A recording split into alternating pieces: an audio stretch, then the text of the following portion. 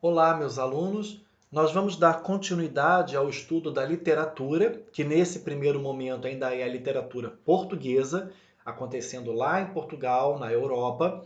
Nós vimos que primeiro nós tivemos o trovadorismo, bem no centro da Idade Média.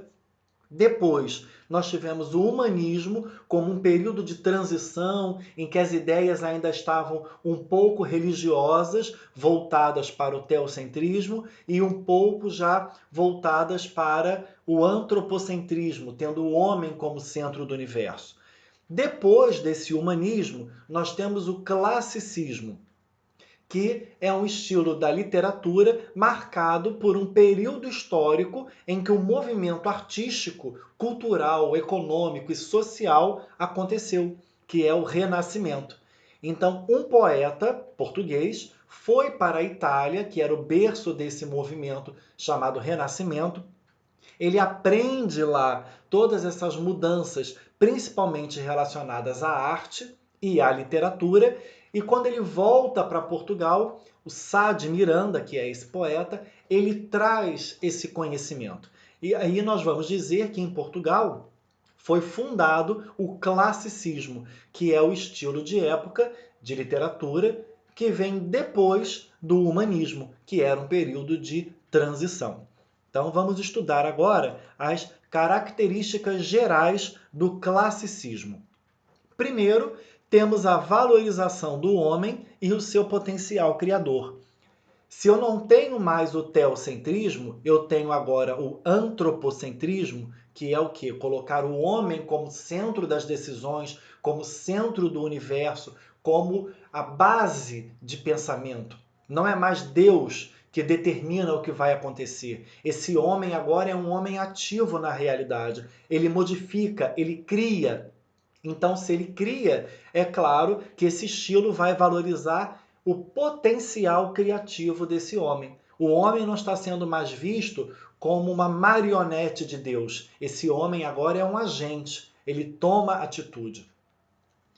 E por isso, nós vamos ter a defesa da restauração da Antiguidade Clássica, que é exatamente o período anterior à Idade Média, onde nós não tínhamos esse poder teocêntrico, esse poder de Deus forte. Na verdade, os deuses gregos ou os deuses romanos, pagãos, eles tinham uma certa interferência na sociedade, na cultura, mas o potencial humano não foi reprimido. E já no teocentrismo, não. Tudo que era ligado ao homem era reprimido.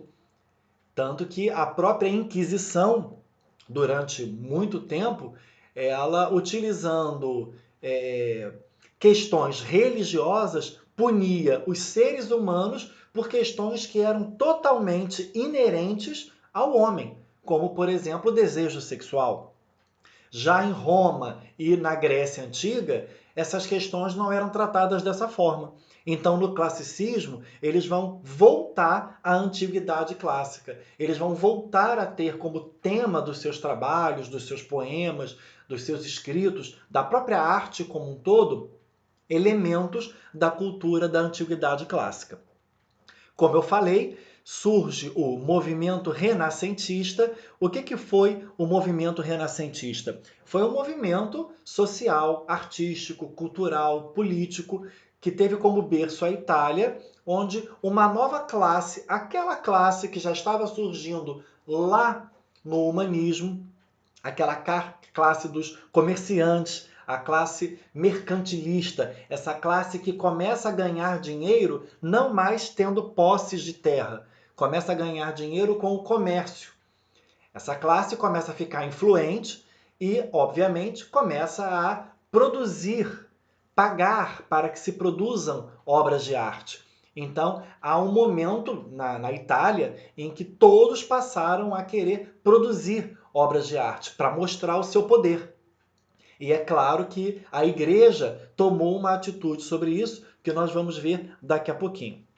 Então, esse movimento renascentista, ele não só mudou a forma de se encarar a arte, mas também a forma de encarar o mundo, de encarar as ações do homem. Você tem a ciência sendo redescoberta. Não é mais Deus que explica os males, as doenças. A ciência volta a fazer parte do cotidiano. Bem, como eu já falei, o mercantilismo avança. Isso significa o quê? Que aqueles homens ricos que tinham muito dinheiro, que eram os proprietários de terra, começam agora a não ter mais lucro na produção de terra, porque quem está tendo lucro agora são os comerciantes. Um fato interessante é que em 1487 a imprensa chega em Portugal. E isso é um fato muito importante porque antigamente as produções elas eram copiadas manualmente, considerando que eram poucas as pessoas que sabiam escrever e que tudo isso era copiado manualmente, a chance de você alterar um texto, fazer alguma intervenção era muito grande. Já na imprensa, não. Você consegue produzir os folhetins, consegue produzir livros, os folhetos em grande escala. Então, isso também vai chegar a um maior número de pessoas. E como já foi dito também, uma característica é a inspiração na mitologia, porque se eles retornam à antiguidade clássica, eles vão retornar também àquele ponto que era fundamental na antiguidade clássica, a relação daqueles homens com a mitologia pagã, com os deuses. Continuando, eles se voltam então para o paganismo. O que isso quer dizer? Se eles estão voltando para a literatura, que é uma literatura falando de mitologia, então é claro que aquele papel do Deus, aquele papel, né, de um centralizador, ele se perde. Você começa a ter agora nos poemas, nas pinturas, ainda que essa pintura seja até religiosa, católica, mas ela vai ter sempre um motivo a mais ligado à mitologia.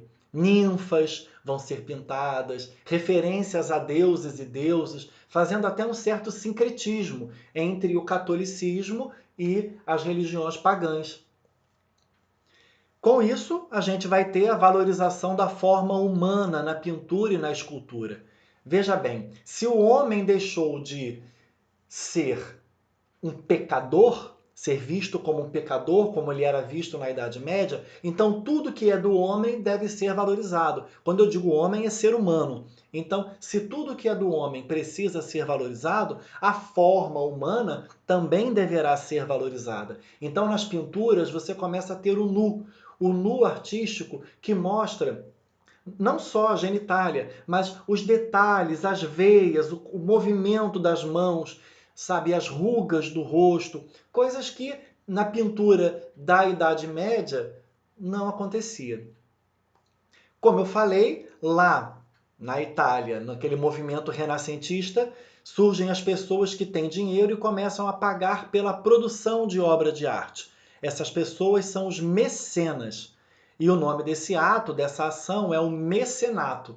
Então, eu construo uma igreja e contrato um pintor para pintar o teto daquela igreja.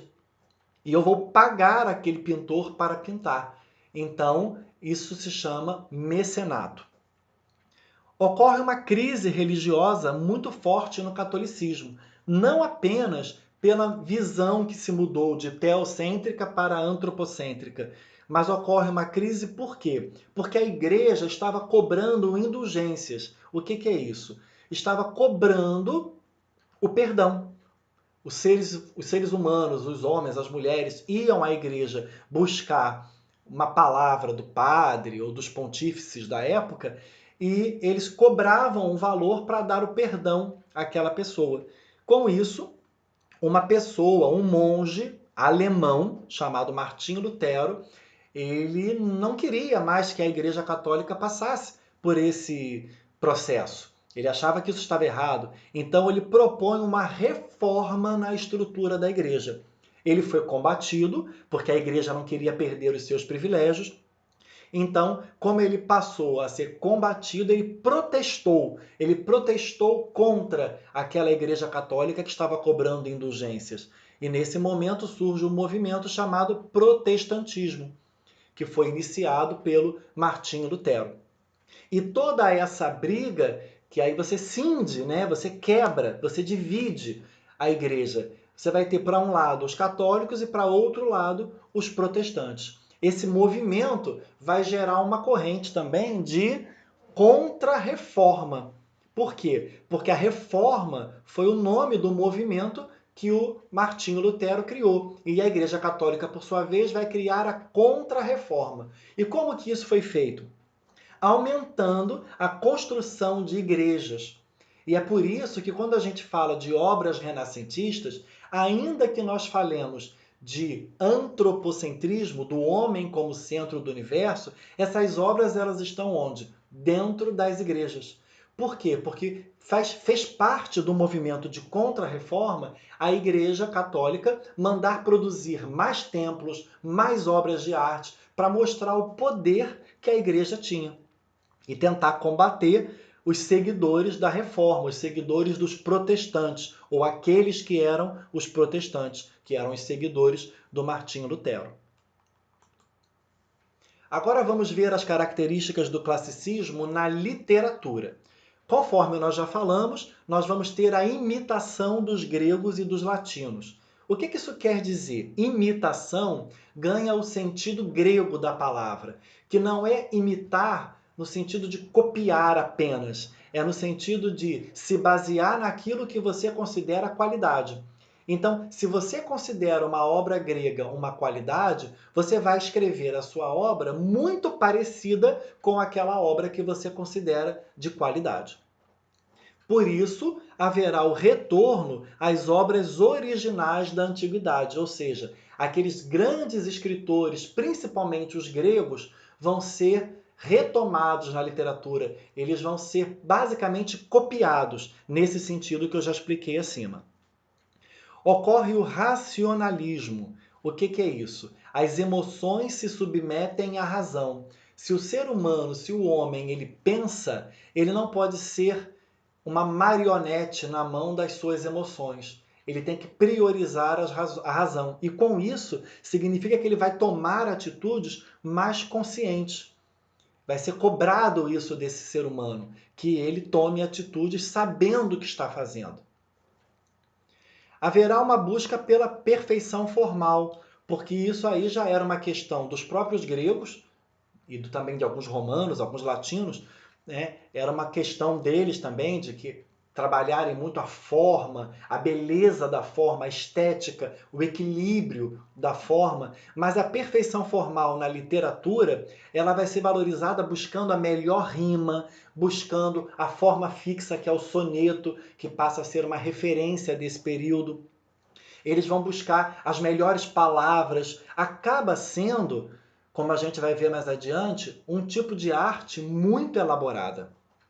Então, como eu já falei, uma das formas que vão ser valorizadas será o soneto. O que é o soneto? É o tipo de poema em que você tem 2 estrofes com 4 versos e 2 estrofes com 3 versos. São chamados os tercetos, as estrofes de 3 versos, e de quartetos, as estrofes de 4 versos.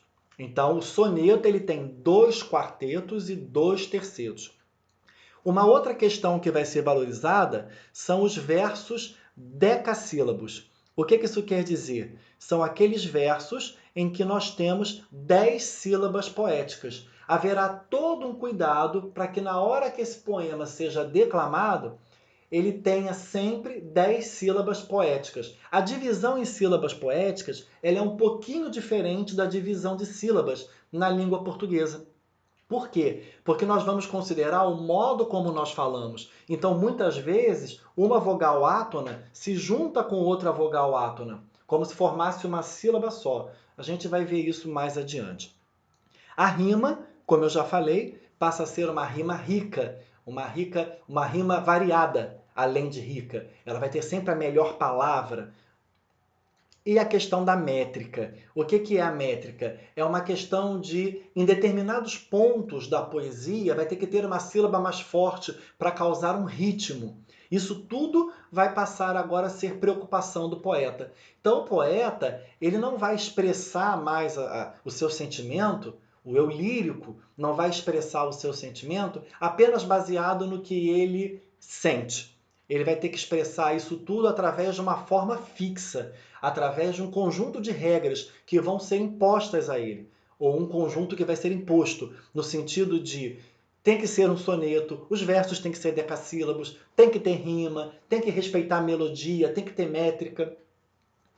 E com isso haverá um elitismo. O que isso quer dizer? Todos aqueles temas que lá no trovadorismo eram aceitos, agora não vão ser mais aceitos, porque o popular é vulgar. Então eles vão evitar aquilo que é popular. E com isso, eles vão criar o que a gente chama de uma arte de elite e para a elite. Então toda a produção literária e artística do classicismo, ela vai estar centrada numa produção de pessoas que possuem dinheiro, produzindo obras que vão ser consumidas por quem possui dinheiro, por quem possui status, por quem possui poder. Não é uma arte popular. Então agora vamos falar dos principais autores do classicismo.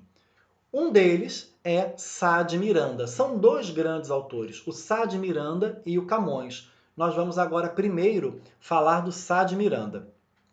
Primeiro que ele estudou gramática, retórica e humanidades.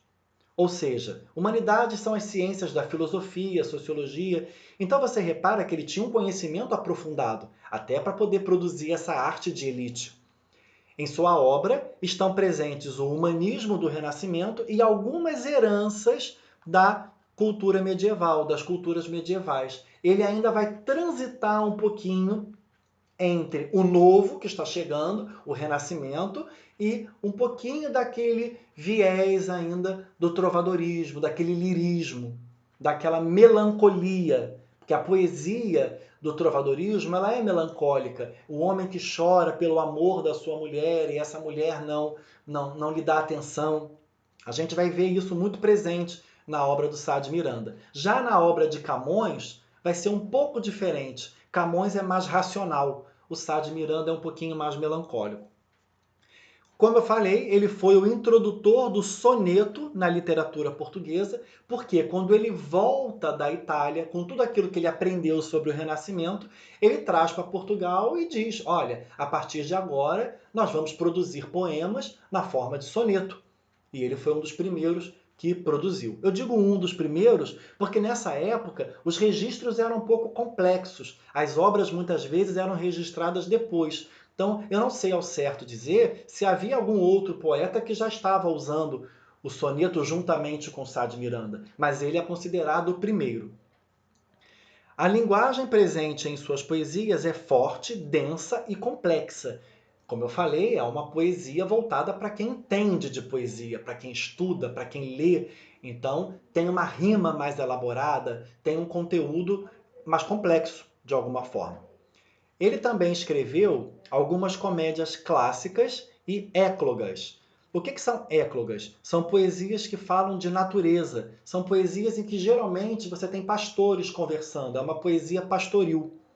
E a comédia clássica é o teatro clássico, aquele teatro apresentado nas festas populares. Populares de quem? Dos reis, das rainhas, para fazer as pessoas rirem. Lembrando que a função da comédia não era apenas rir, era ensinar através dos costumes errados. Então, eu vou rir do comportamento que eu não quero copiar, do comportamento que eu não quero que seja meu. Então, essa era uma das funções da comédia. E ele também escreveu algumas cartas, tá bom?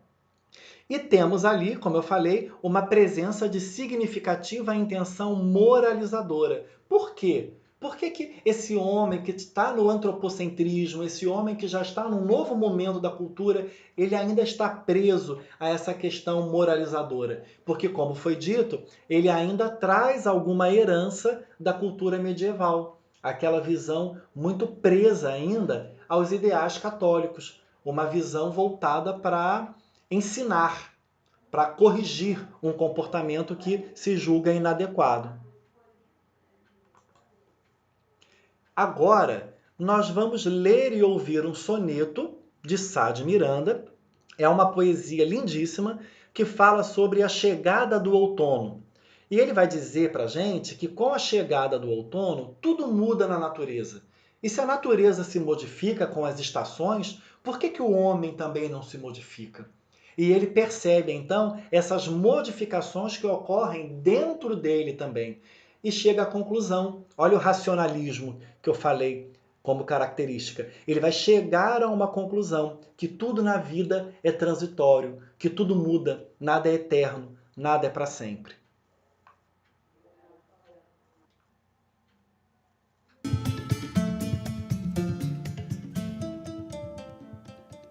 O sol é grande.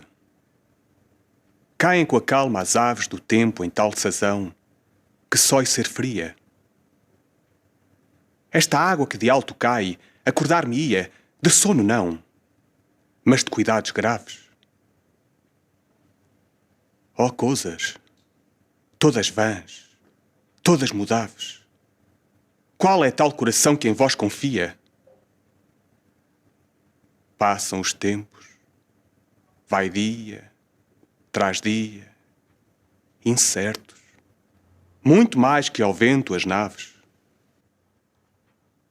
Eu vira já aqui sombras, vira flores, vi tantas águas, vi tanta verdura, as aves todas cantavam de amores. Tudo é seco e mudo, e de mistura, também mudando-me, eu fiz de outras cores. E tudo mais renova. Isto é sem cura.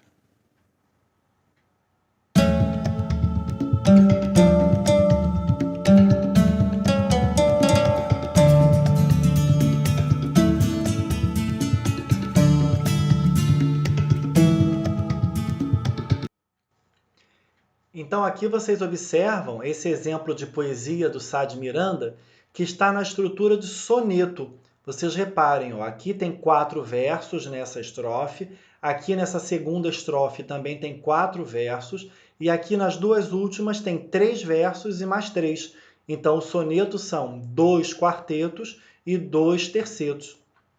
E observem a rima. Ó. Aves rima com graves, fria com acordar-me-ia. Mudáveis rima com naves, confia rima com dia, flores rima com amores e rima com cores. E aqui, ó, verdura rima com mistura e rima com cura. E se a gente for fazer depois a métrica, nós vamos ver que todos esses versos têm o mesmo tamanho. Nós vamos ver isso depois. E existe uma rima central, existe uma palavra central que tem uma acentuação. E essa acentuação vai criar uma melodia, uma rima, uma melodia, melhor dizendo. E essa melodia vai permitir que essa poesia seja entoada, sempre fazendo com que naquele ponto central haja aquela tonicidade. E isso dá ritmo, dá melodia. Isso transforma a poesia não apenas num elemento de expressar os sentimentos. A poesia passa a ser também uma forma de se mostrar, uma forma concreta, onde o poeta tem que trabalhar, ele tem que lapidar, ele tem que criar. Não é apenas dizer o que ele pensa, ele tem que cuidar. Então, essa ideia de trabalhar a poesia começa a surgir mais precisamente a partir do Renascimento. Agora a gente vai falar de um outro autor do classicismo, que é Camões, que é o mais importante. Por quê? Porque ele tem uma obra fantástica, que nós vamos falar mais adiante, em que ele vai narrar a trajetória de Vasco da Gama, saindo de Portugal e chegando até as Índias, contornando a África. E essa obra, Os Lusíadas, ganhou um reconhecimento mundial por ser uma epopeia. Epopeia se dá o nome daquela obra na literatura que conta a história de um herói, os feitos de um herói. Então, sobre Camões, não há uma certeza da data de nascimento dele. Ele nasceu em 1524, provavelmente, e a sua morte foi pobre em 1580. Ele produziu, durante um período, muitas obras, mas ele não era só um escritor. Ele também participou do exército português. Ele era um soldado. Inclusive, ele até possui nas suas imagens, como vocês podem observar aqui, olha, um olho fechado, porque ele foi ferido na vista numa das batalhas na África. E a obra dele é dividida em dois grandes grupos. Camões lírico, né, o gênero lírico, e Camões épico, o gênero épico. O gênero lírico, só para a gente lembrar, é aquele que fala das emoções, dos sentimentos do poeta. E já o gênero épico, como eu já expliquei, a epopeia, vai contar uma narrativa de um feito heróico, de um grande herói. Então, Camões lírico. Camões escreveu uma série de formas fixas. Assim como o soneto era uma forma fixa, Camões ele escreveu várias delas. Ele escreveu redondilhas, os sonetos, como eu já expliquei, éclogas, odes, elegias, canções e vilancetes. Então aqui eu coloquei um resumo de o que é cada uma dessa forma fixa para que vocês tenham uma ideia.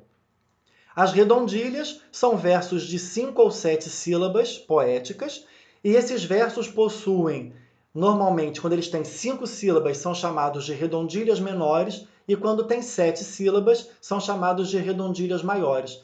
Esses versos, eles são poemas para serem declamados, mas eles recebem esse nome específico, por quê? Porque eles têm essa quantidade de sílabas poéticas. Já os sonetos, nós já falamos, né? Uma forma fixa de 14 versos, em que tem 2 quartetos e 2 tercetos. As éclogas, também já falamos, são poemas pastoris, poemas que falam de pastores que estão dialogando, poesias que falam sobre a natureza, sobre o ambiente do campo. As odes são poemas de estilo elevado e solene. O que isso quer dizer? Solene significa que esse tipo de poema vai ser declamado ou vai ser cantado numa situação muito especial. Então, normalmente, o que se aproxima das odes são os hinos. O hino nacional, o hino da bandeira, o hino da independência, são odes. São textos que são feitos em homenagem. E é homenagem a quem? A descrever alguém, um feito de alguém, ou a emocionar as pessoas fazendo uma homenagem à natureza, fazendo uma homenagem às coisas do mundo. É um poema de homenagear. E aí o poeta poderia escolher o que ele iria homenagear. Temos as elegias. As elegias são poesias tristes, melancólicas, que trazem tristeza. Elas eram compostas para quê? Para serem recitadas ou declamadas em funerais, lamentos de morte, que eram aquelas orações feitas em torno do caixão, ou em procissões fúnebres, quando alguém muito importante morria e o corpo ia seguindo em cortejo, as pessoas iam declamando essas elegias. As canções são os mesmos tipos que nós temos hoje ainda. São uma forma poética que veio da França, né, de Provença, que tem vários versos com medida desigual. Um verso pode ser mais curto, outro pode ser um verso maior. Na grande maioria das vezes, é um conjunto de versos do mesmo tamanho e um mais curto, que vai se tornar depois o refrão. A ideia de refrão que nós temos hoje vem dessa canção lá do período do Renascimento, lá dos anos de 1500. E também Camões produziu vilancetes, que são poemas que têm um mote. O que é um mote? Tem um objetivo. O poeta tem que dizer a que ele se destina. Ele está cantando o quê? Então, como a gente tem aqui, olha, o início do poema, que, né, em termos de música, funciona como um refrão, seguido de uma ou mais estrofes. Então, aqui, o mote é esse refrão que já estava presente nas canções, mas nas canções ele era um verso apenas. Quando a gente tem o vilancete, já acontece o quê? O refrão que nós temos nas nossas músicas hoje em dia, que são aquela parte que se repete. Você tem uma parte diferente e um refrão que se repete. Outra parte diferente e volta ao refrão. Esse refrão é o mote. E geralmente no mote o poeta dizia o que ele estava cantando, para quem que ele estava cantando, qual era o objetivo daquela poesia. Então, para a gente entender melhor agora, na poesia lírica de Camões, ou seja, naquela poesia em que ele fala dos seus sentimentos, das suas emoções, aquela poesia, claro, que ele usava o soneto, que é a que teve maior destaque. Ele tinha basicamente 3 temas que ele tratava. O primeiro era a saudade. Assim como esse homem, ele racionaliza a emoção, ele vai racionalizar a saudade. Ele tem que escrever a saudade. Para quê? Para que ele possa elaborar esse sentimento, para que ele possa tentar entender de forma racional o sentimento. Então, um dos temas que ele tratava era a saudade. O outro é o desconcerto do mundo, onde ele tratava o quê? Da desarmonia das situações do mundo. E essa desarmonia é dolorosa. Reparem que é desconcerto com C, porque a ideia de desarmonia, como se uma orquestra estivesse desarmônica, não fosse uma orquestra harmônica ou filarmônica, como a gente fala. Então, se um instrumento sair do prumo, estraga toda a melodia. E Camões tratava disso no Desconcerto do Mundo. Como ser humano, ele sofria por algumas questões. E essa questão trazia, essas questões que traziam sofrimento, faziam com que ele sofresse. E um outro ponto que Camões vai trabalhar, recuperando a cultura da antiguidade clássica, a cultura de Platão, é o amor platônico. O que é o amor platônico? É aquele amor que não pode ser correspondido, porque ele é um amor tão perfeito que ele só pode existir no mundo das ideias. Ele não pode existir na realidade, porque a realidade seria cruel para esse amor. Por isso a mulher aqui teria que ser amada e ela é cortejada à distância. Então agora nós vamos ler e ouvir um soneto de Camões, que é o soneto O Amor é Fogo que Arde Sem Se Ver, e eu peguei aqui um trecho do filme Camões, que foi gravado em 1946, e eu percebi que o diretor do filme, ao colocar a poesia, colocou essa poesia com algum registro diferenciado, porque existem várias versões para a mesma poesia, exatamente porque naquela época nós não tínhamos uma biblioteca nacional que registrava a obra. Então, o próprio autor poderia fazer uma alteração num texto e 10 anos depois fazer uma outra alteração. E o que chegou para a gente foram as duas. Então, a gente não sabe qual é a primeira, qual é a segunda, vamos colocar dessa forma. Por isso que há uma pequena variação.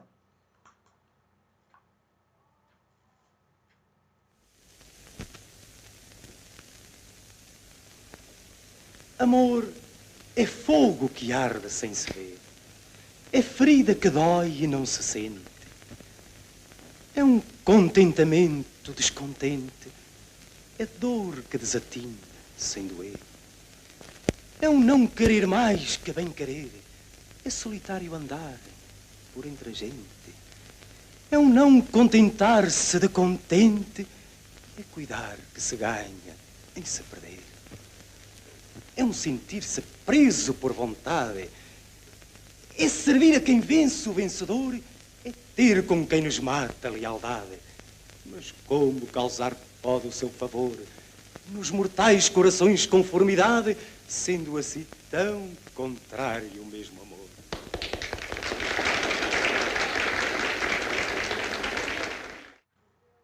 Então vocês reparem aqui nesse soneto de Camões que eu coloquei aqui a divisão das sílabas poéticas. Como eu já tinha explicado, o que acontece aqui? Olha, o E do que se junta com o A, porque na hora em que eu não falo duas sílabas, eu não falo que arde, eu falo que arde, vira uma sílaba só. E se a gente contar, a gente vai contar uma sílaba, 2, 3, 4, 5, 6, 7, 8, 9, 10. Eu vou contar até a sílaba tônica da última palavra. Nesse caso, a última palavra desse verso só tinha uma sílaba. Mas olha o que acontece aqui embaixo. 1, 2, 3, 4, 5, 6, 7, 8, 9, 10. Por quê? Porque no verso, a última palavra é sente. Qual é a sílaba mais forte de sente? É o sem. Então eu vou contar a sílaba poética até a sílaba tônica. Todo esse poema tem 10 sílabas poéticas. Eu grifei aqui em cores diferentes a rima, para que a gente perceba a estrutura. Ó, ver rima com doer, sente rima com descontente, querer rima com perder, gente rima com contente, vontade rima com lealdade e rima com amizade, vencedor rima com favor e rima com amor. Então vocês percebam que nessa poesia de Camões, ele está falando que o amor ele é um sentimento contraditório, ele é um sentimento paradoxal. Por isso que aqui está escrito, olha, que ele usa a figura de linguagem paradoxo e as antíteses. O que é isso? Antítese é o uso de imagens, é o uso de situações opostas. Dia e noite, claro e escuro, sol, lua.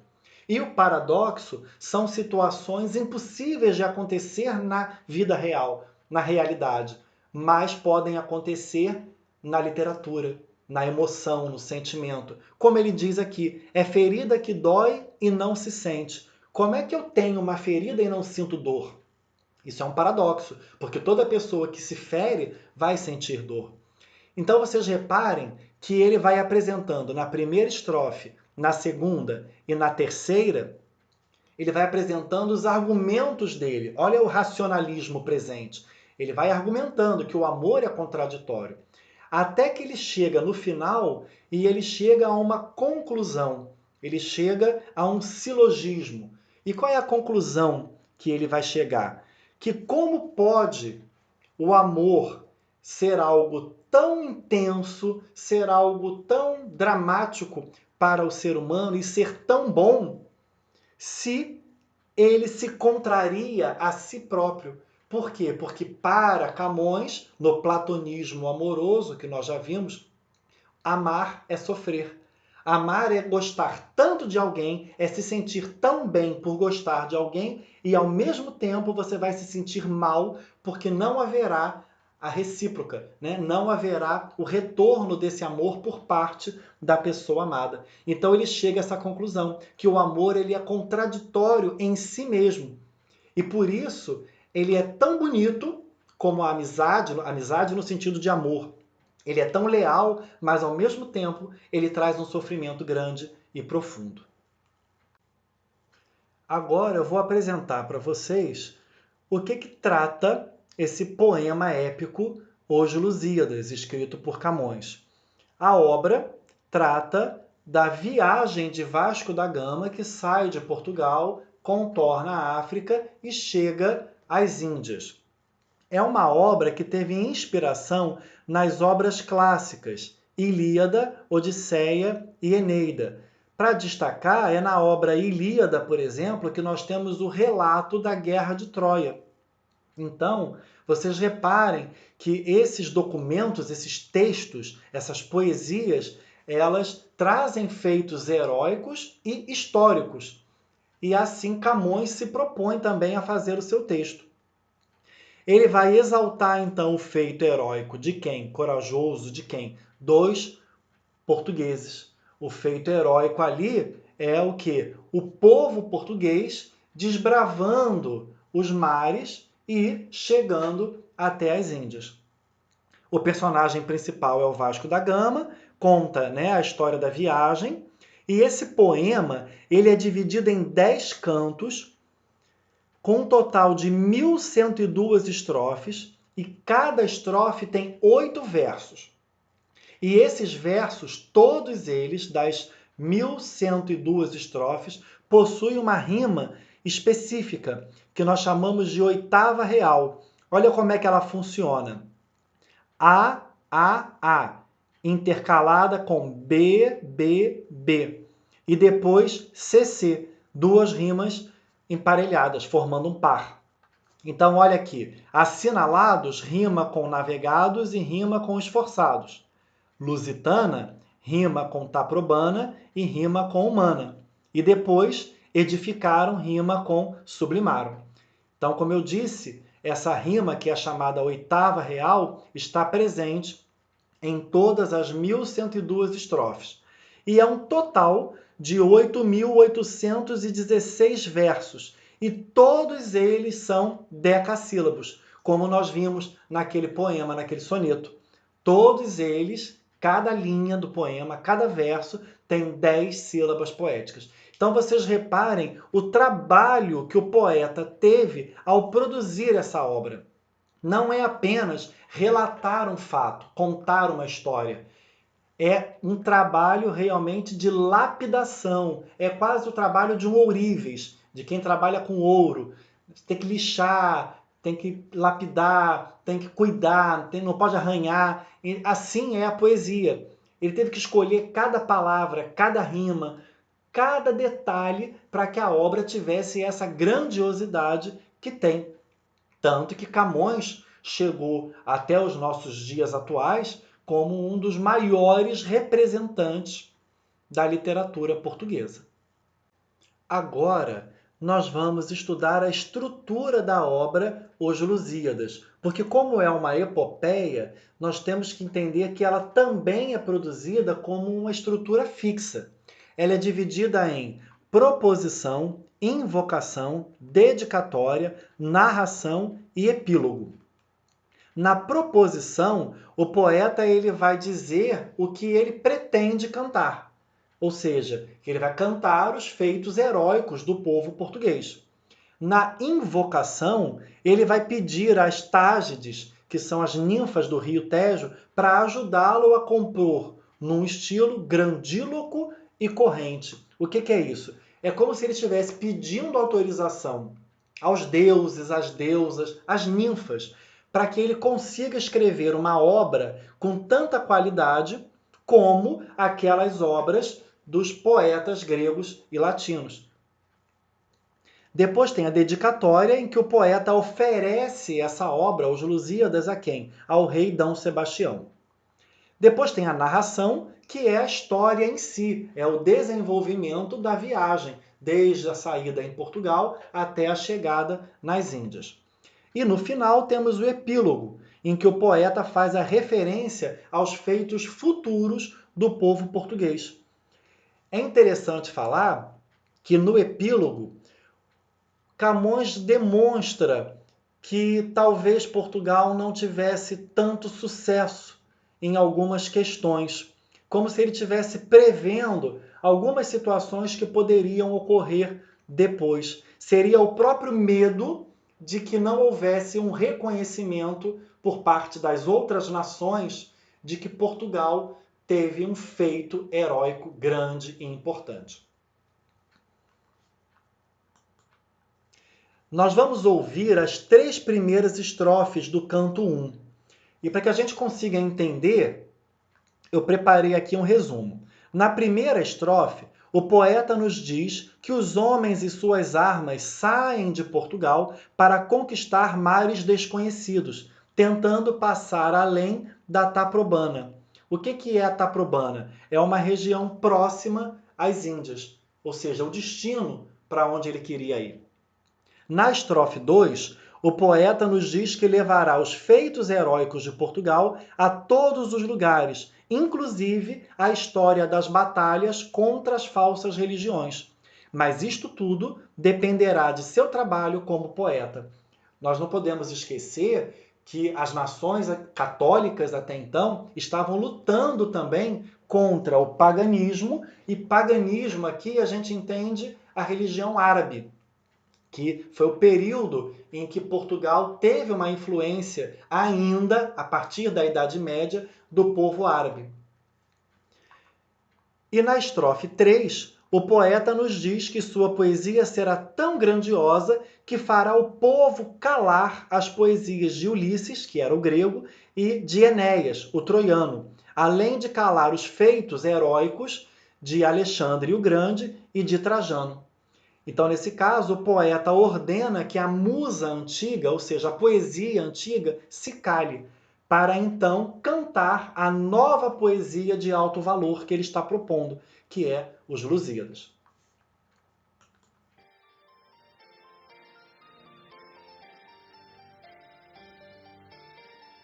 Canto primeiro. Estrofes 1 a 10. As armas e os barões assinalados que da ocidental praia lusitana, por mares nunca de antes navegados, passaram ainda além da Taporvana, em perigos e guerras esforçados, mais do que prometia a força humana, e entre gente remota edificaram novo reino que tanto sublimaram. E também as memórias gloriosas daqueles reis que foram dilatando a fé, o império e as terras viciosas da África e de Ásia andaram devastando, e aqueles que por obras valerosas se vão da lei da morte libertando. Cantando, espalharei por toda a parte, se a tanto me ajudar o engenho e arte. Cessem do sábio grego e do troiano as navegações grandes que fizeram. Cale-se de Alexandro e de Trajano a fama das vitórias que tiveram. Que eu canto o peito ilustre lusitano a quem Neptuno e Marte obedeceram. Cesse tudo o que a musa antiga canta, que outro valor mais alto se levanta. Então, como nós podemos ouvir, ele está dizendo que através do engenho e da arte, ou seja, do trabalho do poeta, ele vai cessar tudo aquilo que a musa antiga cantava, todas aquelas poesias cantadas, para uma nova poesia ser cantada agora. Então, ele propõe, e estava tão certo disso, que essa obra se tornou um marco da literatura portuguesa, uma das obras mais importantes. Inclusive, há até um prêmio de literatura, que é o Prêmio Camões, que é o prêmio máximo dentro da literatura portuguesa. E literatura portuguesa a gente entende como a literatura de expressão portuguesa, aquela literatura que utiliza a língua portuguesa como base.